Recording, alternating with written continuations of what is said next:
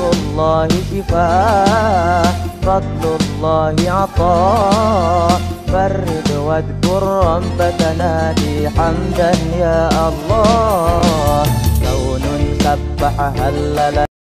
Pada pagi hari ini materi yang kita bahas masih terkait tentang persyaratan orang kalau mau melaksanakan sholat qashar. Ada beberapa persyaratan yang ditulis oleh para fuqaha di sini, termasuk apa yang ditulis oleh Imam Nawawi di dalam kitabnya ini.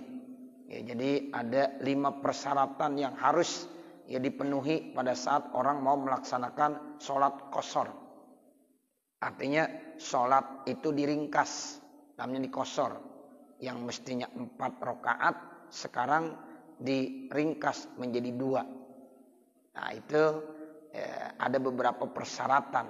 Persyaratan yang pertama sudah, persyaratan yang kedua juga sudah. Nah sekarang masuk pada persyaratan yang ketiga. Wasalisu, bermula persyaratan yang ketiga, ayyakunal qasiru, adalah orang yang mengqashar muaddiyan lissolati rubaiyati. Muaddiyan artinya sholat itu yang dilaksanakannya ya itu adalah sholat yang model bangsa 4 rakaat dan adaan. Ya, jadi muaddiyan lissolati ar-rubaiyah. Jadi artinya sholat yang dikerjakan itu adalah sholat yang adaan. Allati tuqsaru, yang memang itu bisa diqashar.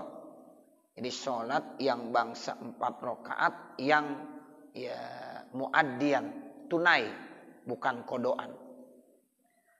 Palau saparo, kalau seandainya ada orang musafir. Wa qad baqiya minal waqti, dan sungguh masih ada tersisa waktunya, mayasa'u rakaatun, seluas 1 rakaat. Jadi kalau 1 rakaat berarti masih adaan tuh. Ya, jadi kalau ada orang musafir, di dalam musafirnya itu ya itu masih ada tersisa waktu untuk melaksanakan sholat walaupun 1 rakaat. Falahul qasru, maka boleh bagi orang tersebut mengqashar. Sawaun syara'a fis sholati, sama saja ya dia mulain di dalam sholatnya fil waqti, pada waktu tersebut, am shallaha, atau dia udah melaksanakan sholat ba'da khurujil waqti, setelah keluar waktu, tapi di 1 rakaat itu posisinya dalam keadaan musafir, maka bolehlah sholat yang bangsa 4 rakaat itu diqashar, walaupun dilaksanakannya saat itu juga sehingga masih dapat 1 rakaat, ataukah dikerjakannya setelah keluar waktu sehingga nanti dia akan laksanakannya jadi kodok. Jadi kodok boleh diqashar selama posisinya dia dalam keadaan apa? Musafir. Tuh. Jadi syaratnya yang penting ada 1 rakaat tuh. Masih adaan, ya waktu adaan. Makanya kita kalau sholat tuh minimal 1 rakaat. Ya, kalau 1 rakaat masih bisa di dalam waktu tersebut, maka posisi sholat itu disebut adaan. Walaupun sisanya udah bukan lagi di waktu tersebut. Misalnya kita sholat ya zuhur, rakaat pertama masih zuhur, pas masuk rakaat kedua udah asar, itu masih adaan. Ya, itu masih apa? Adaan. Usolli fardhu zuhri arba'an raka'atin mustaqbilal qiblati ada alillahi ta'ala. Masih 1 rakaat kita dapat. Bangun rakaat kedua azan asar. Nah, itu sholat zuhurnya tetap apa namanya? Adaan. Jadi minimal 1 rakaat kita bisa laksanakannya di waktu tersebut. Tapi kalau udah kagak dapat 1 rakaat, baru baca Fatihah udah azan, ya walaupun tadi niatnya adaan, tetap itu jadi apa? Kodoan. Seandainya posisinya saat itu dia bukan lagi ya musafir, maka itu dia tidak bisa di ya qashar. Ya itu seperti itu. Tapi kalau posisinya dia masih dalam keadaan musafir, maka nanti sholat ya kosornya pun ya pada saat mengkodok boleh dengan cara mengkosor juga. Jadi sholat kodok boleh dikosor, boleh.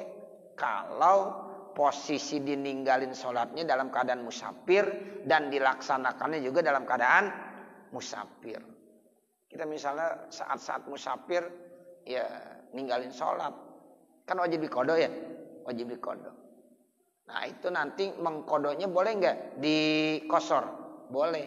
Kalau sholat itu berbentuk 4 rakaat, sholat zuhur misalnya, sholat asar misalnya, atau sholat isya, itu boleh dikosor. Walaupun itu kodok, selama memang ninggalin sholatnya di waktu musafir dan mengerjakan sholat kodok yang dikosor tadi juga dalam kondisi apa? Musafir. Tapi kalau udah di rumah nggak boleh. Ya, walaupun saat itu dia ya ninggalinnya pada saat musafir, kodoknya di rumah harus apa?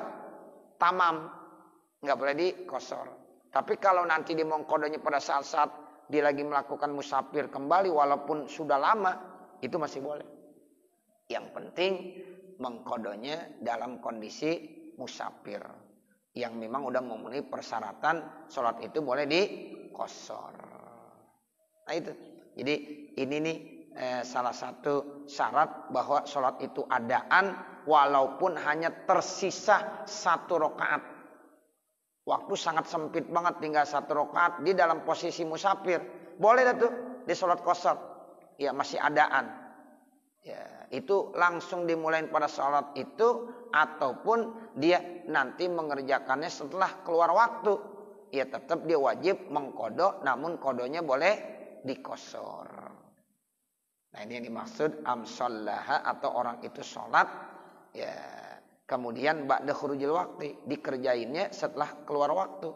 Li annaha fa'itatun. Nah sholat itu namanya sholat kodok, tapi fa'itatu sapar namanya. Ya dalam posisi udah sapar. Amal fa'itatu hadoron. Adapun kalau ada sholat kodok tapi dia di dalam posisi hadir di rumah, yakinan ausakan, baik posisinya yakin ataupun ragu, pada tukdopihi, maka tidak boleh dikodok ya pada sholat yang faita tadi, ya pil hadori pihi ay pil hadori, yaitu dalam hador.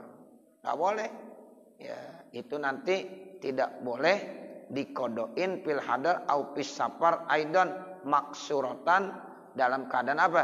Ya dalam keadaan dikosor. Kita punya kodok sholat tapi pil hador, kita di rumah. Nah kemudian sekarang kita mau kodok ya pil hador tersebut dengan dikosor, nggak boleh. Atau kita dalam posisinya lagi musafir, mengkodok sholat yang di rumah, ya kemudian karena kita dalam keadaan musafir mau mengkodonya dengan dikosor, kagak boleh juga. Contohnya begini dah, kita sholat zuhur nih di rumah, ya lupa, kita berarti punya utang sholat zuhur, ya kodok. Kemudian besok kita berangkat pergi musafir. Nah kemudian sampai di Surabaya, ya kita pengen mengkodok sholat zuhur kita yang tadi kita tinggalkan di rumah. Sekarang kita mau kodok dengan ya kita mau ringkas, kita mau kosor, boleh nggak kira-kira? Enggak boleh. Karena sholat zuhur itu kita tinggalkan saat lagi di rumah. Makanya wajib dikodonya dengan 4 rakaat. Walaupun kita lagi di Surabaya, lagi musafir, kodo zuhurnya harus berapa? 4 rakaat. Kecuali kalau kita ninggalinnya itu dalam posisi musafir juga. Ya ninggalin di Cirebon, sholat zuhur lupa dikerjakan, berarti kan wajib bayar kodok. Nah kemudian dia dari Cirebon melanjutkan ke Surabaya, di Surabaya dia baru kodok. Nah kodok zuhurnya boleh nggak dikosor? Boleh, karena posisinya sama-sama dalam keadaan apa? Musafir. Ya, jadi harus begitu tuh. Jadi kalau ada orang punya sholat kodok hador, kemudian dia mau kodoin dengan cara safar, walaupun dalam keadaan safar kosor, tetap nggak boleh. Nah ini yang dimaksud pada tukdo pihi, maka nggak boleh dikodok tuh. Ya pihi pada waktu hadar. Au wapis sapari, begitu juga pada waktu safar aidon. Maksuratan dalam keadaan dikosor. Bal tukdo, akan tetapi sholat tersebut wajib dikodok tamatan secara apa? Tam. Artinya tam itu kembali 4 rakaat. Nggak boleh dikosor menjadi 2 rakaat. Li'annaha, karena sholat tersebut lazimat wajib fi zimati dalam tanggungannya, tamatan dalam posisi sempurna. Karena memang dia punya tanggungan saat lagi hador, berarti 4 rakaat.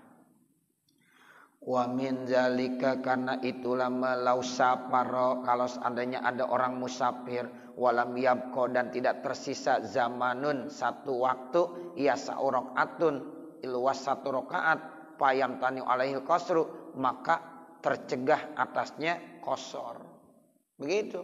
Jadi kalau seandainya ada orang musafir kemudian ya tidak tersisa waktu untuk luas mengerjain sholat 1 rakaat, maka dilarang bagi dia qasar. Kenapa? Li'anna sholata hina izin fa'itata hadorin. Karena sholat saat itu otomatis menjadi sholat kodok yang dihador. Karena posisi dia itu sudah ya mau sampai ke rumah.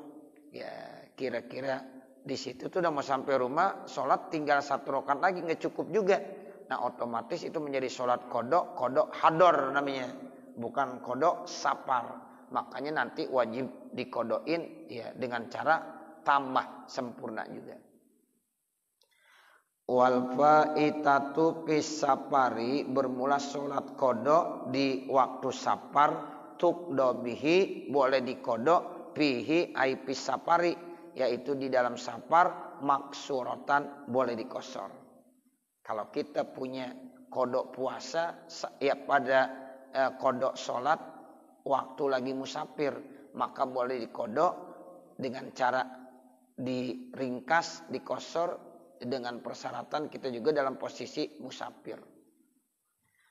In aradal qasra, kalau seandainya dia ingin qasar, ayajuzu qasruha, maka boleh aja dia mengkosornya fis safari, pada waktu lagi melakukan safar, allazi fatathu fihi, yang memang dia ya luput ya salat pada waktu safar, au fi safarin akhara, atau pada safar yang lain, yubihul qasra, yang memang boleh itu dikosor.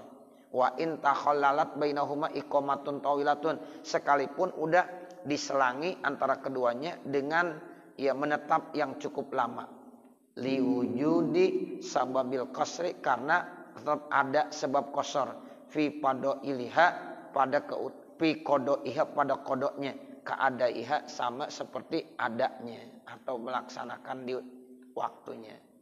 Jadi begini saudara, misalnya ada orang musafir, hari Senin dia ke Cirebon, kemudian di hari Senin itu pada waktu musafir dia utang sholat, karena ya sholat zuhurnya nggak dikerjain, ya dia berarti punya kodok zuhur. Nah itu ya belum dia bayar, kemudian hari Reboknya udah di Jakarta, udah kembali menetap mukim lagi. Hari Jumatnya atau hari Sabtunya diberangkat lagi musafir. Ya berangkat lagi musafir entah ke Semarang ya atau ke Surabaya. Nah, kemudian di Surabaya atau di Semarang dia mau mengkodok sholat zuhur yang pernah ditinggalkan waktu seminggu yang lalu, waktu dia musafir ke Cirebon. Nah, itu boleh. Ya, sholat zuhurnya dikodok dengan cara dikosor. Nah, itu begitu. Jadi, walaupun sudah terpisah, ya udah lama kan tuh. Ya, hari Senin ke Cirebon, terus hari Sabtu, ya dia baru ke Surabaya. Terpisah lama di rumah, cukup lama tuh. Misalnya 3 hari atau 4 hari udah di rumah, baru berangkat lagi. Nah, itu sholat kodoknya belum dilaksanakan pada waktu ditinggalkan di Cirebon. Nah kemudian sekarang dilaksanakannya pada saat di Surabaya. Nah itu boleh. Nah kemudian kodoknya itu boleh dengan cara dikosor. Nah ini yang dimaksud wal fa'ilatu pisapari tukdopihi maksuratan. Sekalipun sudah disela-selakan antara keduanya dengan iqamah tawilah. 3 hari udah di rumah. Ya, kan dalhama itu namanya. Nah, kemudian diberangkat lagi musafir. Nah, itu boleh. Nanti di tempat-tempat musafirnya dia mengqada salat zuhurnya dengan cara dikosor.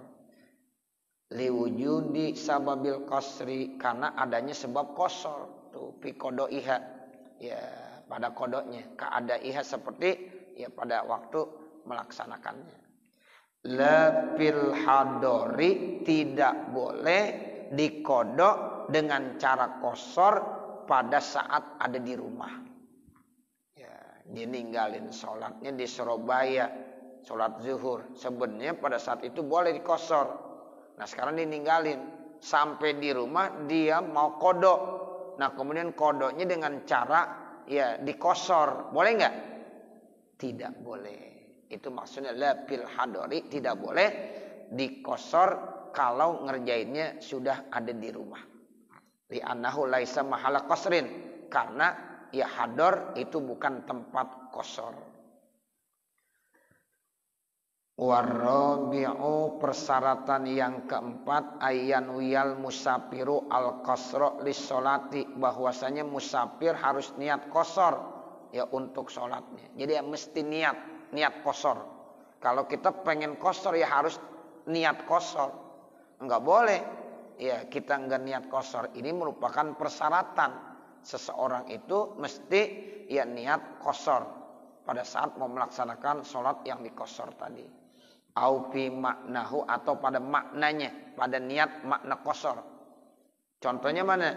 Ka'ayyakula, seperti seseorang berkata nawaitu usolli zuhra maksuratan.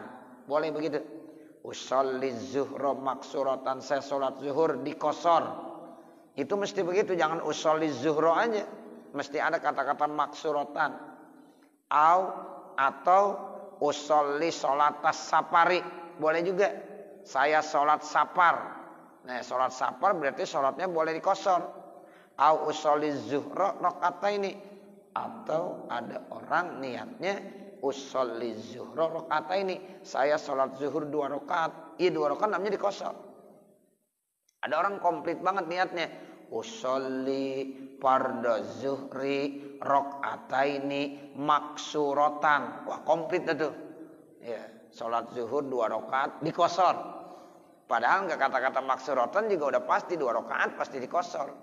Jadi kalau ada orang bilang niatnya begini, usolli fardhu zuhri rakaataini, itu maksudnya kosor bukan?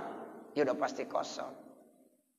Atau orang bilang usolli fardhu zuhri maksuratan, nggak usah rakaataini lagi, pasti karena udah diringkas.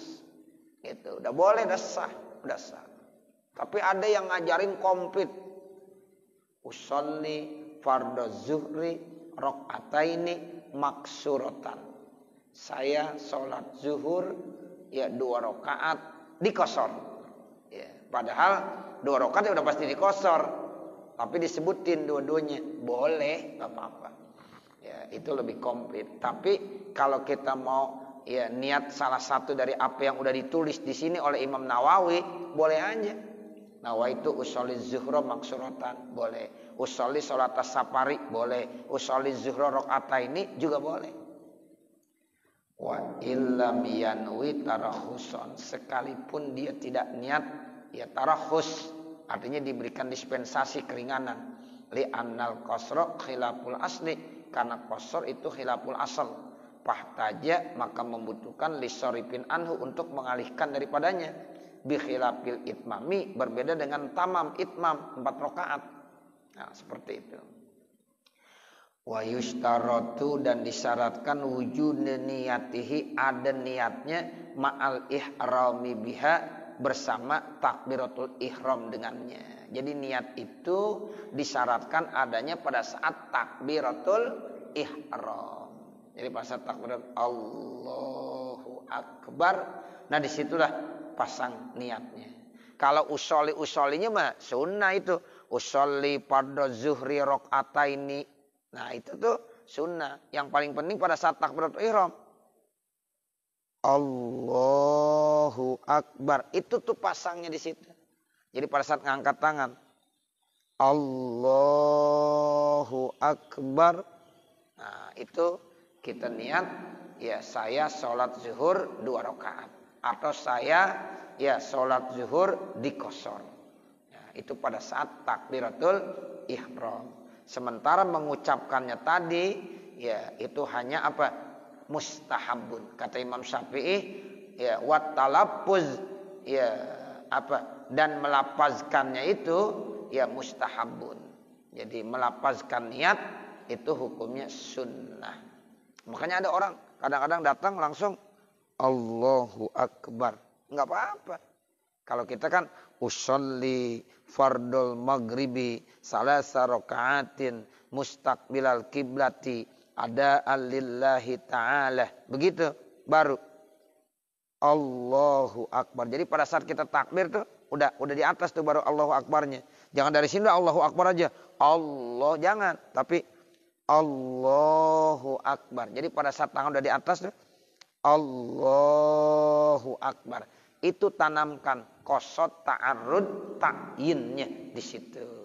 Jadi enggak usah banyak-banyak qasad ta'arrud ta'yin. Makanya takbiratul ihram yang bagus enggak usah terlalu panjang.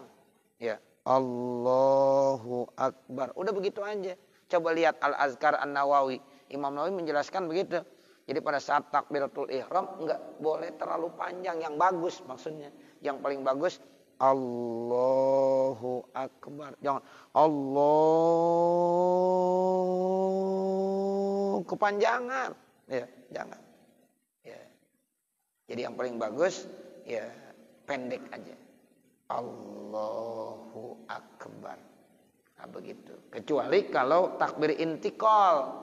Nah, kalau takbir intikal diperpanjang sampai posisi kita di tempat tujuan kita. Tuh seperti itu. Jadi kalau Bapak jadi imam tuh, ya tolong diperhatiin takbir ihramnya jangan terlalu panjang. Ya, ini sekarang kita lihat banyak orang yang takbir ihram panjang banget. Allah. Dari sini udah mulai takbir nih. Allahu Akbar. Kepanjangan. Jadi mulai takbirnya Allahu Akbar. Begitu. Allahu Akbar. Jangan dari sini udah ngangkat. Allah, jangan dulu. Ya, jangan dulu. Jadi Allahu Akbar. Nah, seperti itu. Ya. Jadi dibahas ya secara sempurna tuh di dalam kitab Al-Azkar An-Nawawi dan juga di dalam kitab-kitab fikih lainnya. Ya, seperti itu. Nah, ini terkait dengan niat ya seorang musafir ya sholat qashar juga begitu. Ya, jadi pasangkannya pada saat takbiratul ihram ma'al ihrami biha kasairin niyati, seperti niat-niat yang lainnya dah sama. Ya, kita kalau niat sholat kan begitu. Sama dah seperti itu karena pada saat takbiratul ihram. Bi khilafi niyatil iktidai, berbeda niat iktida, niat ngikut. Li annahu la bada'ah fiturwil jamati, karena sesungguhnya tidak ada tuh ya memulai di dalam awal ya berjamaah alal infiradi atas munfarid kaaksihi seperti lawannya. Izla aslahuna, karena tidak ada asal di sini. Yurja'u ilaihi, dikembalikan kepadanya. Tuh kalau niat iktida kadang-kadang boleh aja di pertengahan boleh. Ya, seperti itu. Jadi enggak mesti dari awal. Ya. Makanya si imam juga enggak perlu ada niat imaman dari awal. Seandainya dikagak niat juga enggak ada masalah.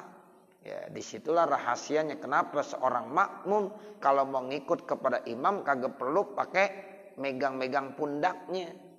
Ya, enggak perlu dipegang pundaknya. Kan kadang-kadang ada, kita lihat ada orang tuh kalau mau ngikut imam pakai dipegang pundaknya. Ya, baru disolat. Enggak perlu. Ya. Dikata tujuannya supaya ditahu saya ngikut imam. Lah walaupun kagak tahu juga enggak ada masalah. Nah, begitu. Bahkan itu bisa mengganggu. Ya, bisa mengganggu nanti Bapak Saudara kalau ngajar, ya ngajar nih di sekolah. ya pelajaran agama terkait sholat jamaah, jangan suka ngajarin bahwa pakai dipegang. Ya, kita mau sholat berjamaah mengikut imam, ya kita contohin, kita pegang pundaknya. Jangan. Ya, nggak ada tuh, nggak ada aturan seperti itu. Ya, kita udah aja niat, ya iktidak, ya ngikut imam, nggak perlu pakai ya megang pundak imam yang kita mau ikuti. Boleh nggak apa-apa. Ya bahkan takutnya kalau kita pakai pegang pundaknya mengganggu kehusuan konsentrasi dia yang lagi sholat. Nah begitu, jadi nggak usah. Nah itu begitu. Ya jadi ya insya Allah walaupun tuh imam kagak niat imaman, nanti di tengah-tengah baru niat masih boleh. Ya masih boleh. Sebab itu nggak mesti di awal. Ya nggak mesti di awal. Nah ini yang dikatakan ya bikhilafi niatil iktida, ya tidak mesti pada saat lagi takbiratul ihram. Ya boleh aja bukan pada saat takbiratul ihram. Ya dia udah dapat 2 rakaat, ada yang ngikut. Nah saat itu dia ya jadi imam. Nah itu di pertengahannya masih dibolehkan. Idla aslahuna tuh karena tidak ada dasar di sini. Kemudian wal khamisu, syarat yang kelima yang terakhir, alla ya'tamma fi juz'in min sholatihi bimukimin, bahwasanya dia tidak boleh mengikut imam pada unsur daripada sholatnya dengan orang yang mukim, ai biman yusolli sholatan tamatan, yaitu dengan orang yang sholatnya secara tamah. Itu orang yang mukim artinya sholatnya tamah 4 rakaat. Kita sholat qashar 2 rakaat. Ya, kita lagi musafir, jangan sholat qashar, kan sholat qashar itu syaratnya musafir. Nah, jangan orang musafir ngikut imamnya kepada orang yang hador, yang tamah, yang sempurna. Sholat zuhur 2 rakaat ngikut kepada ya imam yang fil hador, dia tam. Nah, itu nggak boleh, nggak sah. Ya, jadi syarat yang kelima, seseorang yang sholat qashar tidak boleh ngikut imam kepada orang yang sholatnya ya tam, dalam arti dia mukim, dia ada fil hador. Walau musafiron, sekalipun musafir, kalau dia sholatnya tamah, ya kita sholatnya qashar, kagak boleh. Gitu. Ya, ada teman kita sama-sama musafir. Saya musafir, ya Saipul musafir, Saipul jadi imam, tapi Saipul itu tamam, saya mau qashar, kagak boleh. Saya ngikut imam kepada Saipul, saya sholat qashar ngikut imam kepada Saipul yang tamam, walaupun sama-sama musafir. Tuh, apalagi yang satu musafir, satu ya itu hador. Seandainya sama-sama musafir, tapi satu qashar, satu tamam, itu nggak boleh. Jadi syaratnya seorang yang sholat musafir nggak boleh ngikut imam pada unsur dari sholatnya dengan orang yang mukim. Artinya di sini ditegesin ya aibiman yusolli sholatan tamatan, tuh dengan orang yang sholatnya tam walau musafiron, wah sekalipun dia musafir. Kalau tadi kan bimukimin aja, biasanya kalau mukim pasti sholatnya tamah. Nah kalau musafir seandainya tamah sama juga masuk di situ. Makanya dibilang pakai walau, launya ghoyah.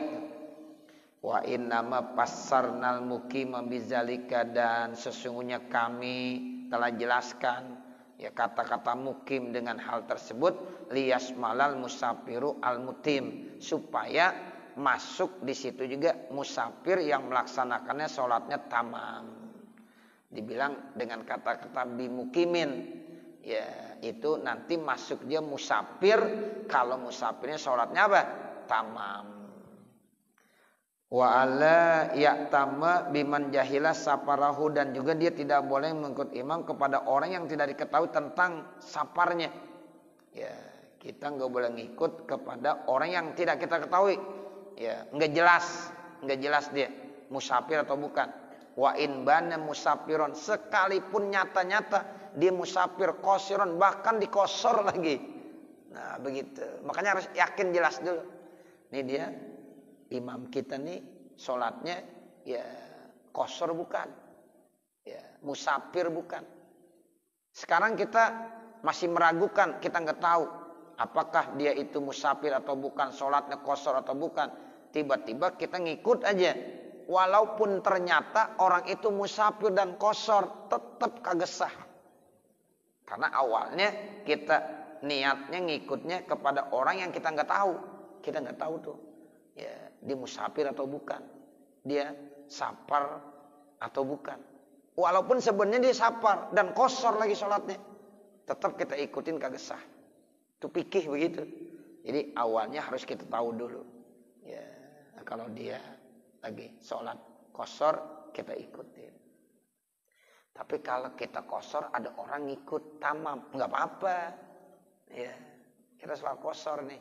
Ya, ada orang ngikutin kita. Ya, kita salam 2 rakaat, dia mau 4 rakaat dia tinggal nambahin. Nah, seperti itu. Tapi kalau kita qashar ngikut kepada yang tamam, kagak sah. Makanya harus kita pahami dulu. Ya, makanya kalau kita mau sholat qashar turu-turu aja. Ayo para musafir. Ya, kalau seandainya jamaah lagi pada sholat jamaah, ya kita di belakang aja. Karena boleh, nggak apa-apa. Karena memang kita beda. Ya, begitu. Jadi kita turun-turunnya, ayo ada berapa orang, ada 10 orang, 20 orang, kumpulin dulu. Ya, mau sholatnya mau sholat qashar. Ya, karena memang kita kagak sah kalau ngikut kepada orang yang sholatnya apa? Tamam. Jadi pada saat itu nggak apa-apa. Ada 2 jamaah, karena memang beda. Nah, beda. Jadi ini harus ya kita tahu benar. Kalau kita sholat qashar harus ngikut imam kepada orang yang sholatnya qashar juga. Ya, karena itu menjadi satu persyaratan. Wa alaya tamma biman jahila safarahu wa in bana musafiran qasiran, itu seperti itu. Walau nawal qasra khalfa mutimmin. Kalau seandainya ada orang niat qashar di belakang orang yang sholatnya tamam, in aqadat sholatuhu, jadi si sholatnya.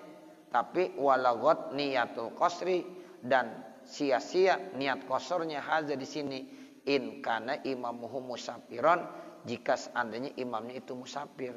Wa illa, kalau seandainya tidak, palatan akidu, kalau imamnya bukan musafir, palatan akidu, maka kagak jadi sholatnya.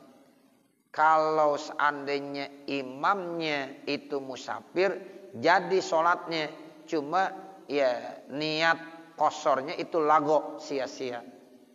Tapi kalau seandainya imamnya itu bukan musafir, ya palatan akidu, maka nggak jadi. Ya, nggak jadi apanya? Nggak jadi sholatnya. Wa matak tada, dan kapan-kapan ada seseorang mengikut bimutimmin, dengan orang yang sholatnya tamam, au biman jahila safarahu, atau dengan orang yang tidak diketahui ya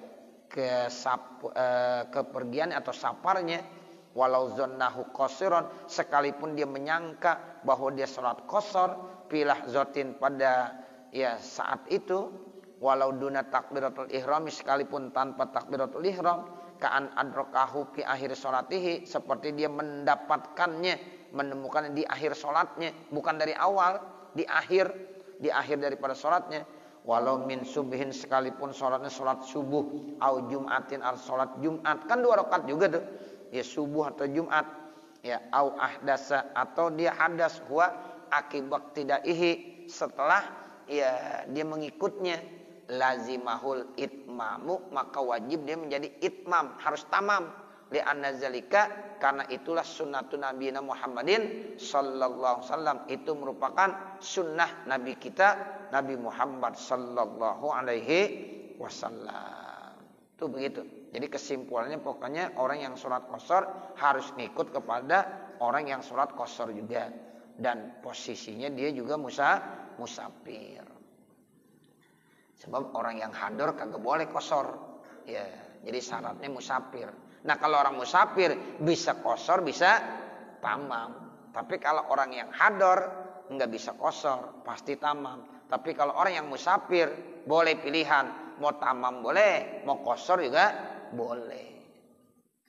Wa yajuzu lil musafiri safaran tawilan mubahan, dan boleh bagi musafir yang safarnya itu udah cukup panjang, memenuhi persyaratan, yaitu sudah 4 marhalah 90 km dan mubahan lagi.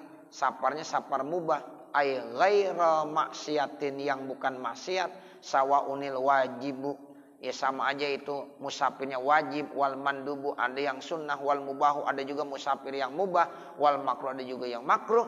Boleh ayyajma'a, menggabungkan baina sholatai zuhri wal asri, antara dua sholat zuhur dan asar, takdiman wa takhiran. Nanti namanya jamaknya jamak takdim dan juga bisa jamak takhir. Ini masalah yang kedua. Kalau tadi masalah qasar udah selesai, persyaratannya 5 itu harus dipenuhi. Nah sekarang masuk ya masalah yang kedua.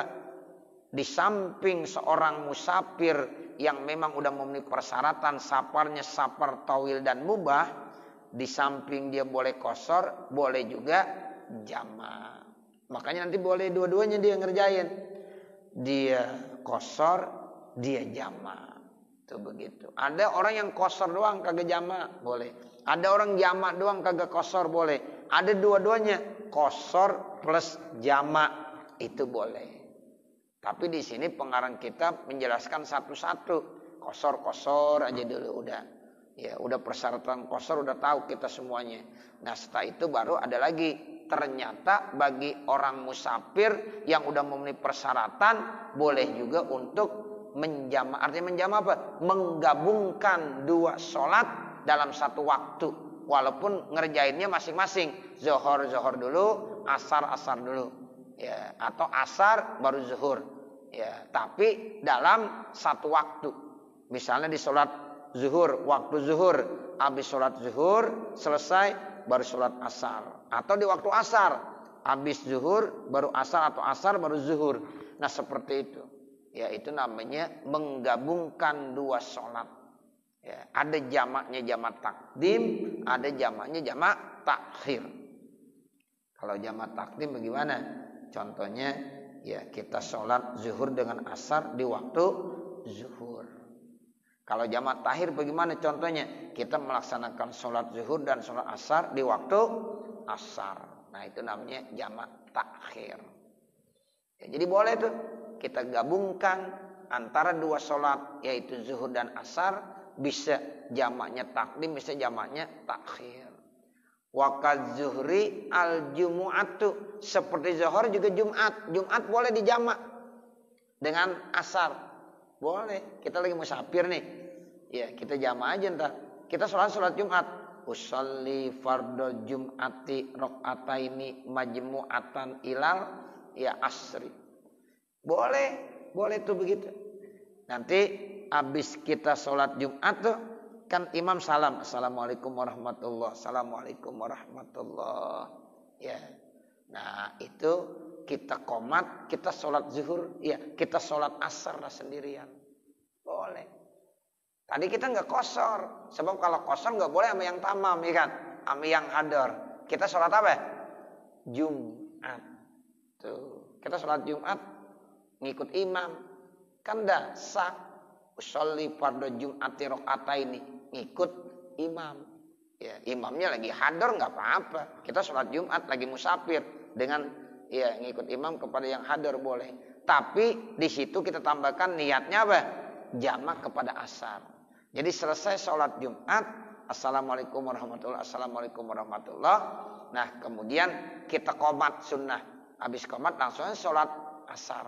Nah kita mau qasar boleh. Usolli fardul asri ya qasran atau maksuratan. Ya, atau usolli fardul asri rakaataini boleh. Langsung sholat asar 2 rakaat. Nah, enak tuh kita. Jumat udah, asar juga sudah. Tuh boleh tuh begitu. Jadi seperti zuhur, sholat Jumat. Jadi sholat Jumat boleh dijamak kepada sholat asar. Tuh begitu. Wa huwa ait takdim wa takhiru, yaitu jamak takdim dan jamak takhir. Makna qaulihi, makna perkataannya fi waqti ayyihi masya'ah, pada waktu mana saja yang ia kehendaki. Aipi waktin wahidatin minhuma, pada waktu yang satu daripada keduanya. Sawaun kanata tamata ini, sama aja, dua-duanya tam. Boleh. Misalnya sholat zuhur 4 rakaat, kemudian digabung dengan sholat asar, asarnya juga 4 rakaat. Itu namanya jamak, tapi tam dua-duanya. Au maksurataini, atau digabung dua-duanya dikosor. Sholat zuhur 2 rakaat, terus digabung lagi dengan sholat asar, asarnya 2 rakaat. Itu berarti maksuroh. Ya, dua-duanya dikosor. Au ihdahuma, atau dikepang salah satunya tamatan. Satu sempurna 4 rakaat, wal ukhra maksuratan. Yang satu lagi di kosor 2 rakaat. Boleh. Zuhurnya usolli fardhu zuhri 4 rakaatin majmu'atan ilal asri, misalnya begitu. Ya, salatnya Allahu Akbar, zuhurnya berarti berapa? 4 rakaat. Selesai 4 rakaat, kemudian asarnya mau dikosor 2 rakaat, boleh. Habis qomat usolli fardhu asri rakaataini, boleh. Atau ya nanti zuhurnya 2 rakaat. Habis zuhur 2 rakaat, kemudian asarnya berapa? 4 rakaat, boleh. Dikepang tuh namanya. 4 jamak doang. 2 jamak plus kosor. 2 4 atau 4 2 itu juga sama, dikepang. 1 jamak plus ya tamam dan kosor, atau sebaliknya begitu. Ya, jadi boleh-bolehnya kita aja. Kita maunya bagaimana, yang penting ada ilmunya, kita tahu. Ya, kita mau ngamalin ilmu, sekali-kali kita jamak aja. Ya, sekali lagi kita kosor jamak. Sekali lagi yang pertama kita jamak, ya tamam. Nah, kemudian sholat yang kedua kosor. Ya, sekali lagi ya sholat yang pertama kita kosor, sholat yang kedua kita tamam. Boleh juga. Itu jamak-jamak juga namanya, menggabungkan 2 sholat. Ya, itu boleh. Jadi dua-duanya tamam, dua-duanya kosor, atau salah satunya tamam, satunya lagi kosor. Wa ayyajma'a baina sholatail maghribi wal isya'i taqdiman wa ta'khiran. Dan boleh juga dia menggabung antara 2 sholat maghrib dan isya, takdim dan takhir. Zuhur dengan asar, atau maghrib dengan isya. Boleh jamak takdim, boleh jamak takhir. Kalau jamak takdim berarti melaksanakannya di waktu maghrib. Maghrib 3 rakaat. Nah, kemudian isya mau 4 boleh, mau 2 boleh. Itu namanya jamak takdim. Kalau jamak takhir, waktunya nanti di isya. Maghribnya 3 rakaat, isyanya boleh 4, boleh 2. Kalau maghrib nggak boleh 1,5, nggak boleh. Iya. Ya, jadi dia mesti 3. Ya, mesti 3. Nah, kalau isya terserah dah. Kita maunya berapa? Yang penting ada kesepakatan aja imam dengan makmum. Kasih tahu, jangan imam 4, makmumnya 2. Nah, biar ada kesepakatan. Kasih tahu, ya, isya kosor baru. Isya tamam, kasih tahu gitu, ya. Jadi itu harus tuh. Ya, harus begitu. Ya, jadi jangan sampai nanti tidak ada keseragaman seperti itu ya. Karena di sini bebas tuh, boleh dia. Ya, jadi ada sholat di jamak, ya kemudian kosor, ada juga sholat di jamak tapi tamam.